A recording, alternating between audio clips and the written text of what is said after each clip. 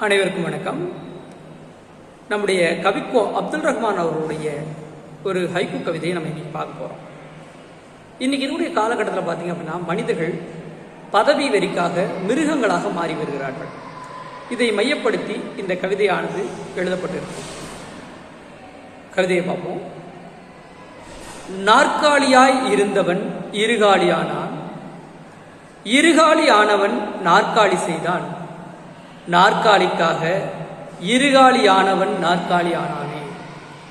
அதாவது 4 கால்களில் நடந்த மிருகமாக இருந்தவர்கள் பின்பு மனிதனாக மாறினார்கள். அந்த மனிதர்கள் தான் பதவி என்ற ஒன்றை கண்டுபிடித்தார்கள். அந்த பதவிக்காக 2 கால் மனிதர்களாக இருந்தவர்கள் 4 கால் மிருகங்களாக மாறிவிட்டனர் என்ற அற்புதமான செய்தியை இந்த ஹைக்கூ கவிதை மூலம் அப்துல் ரஹ்மான் அவர்கள் சொல்லியிருப்பார். புரிஞ்சிருக்கும்னு நினைக்கிறேன். நன்றி, வணக்கம்.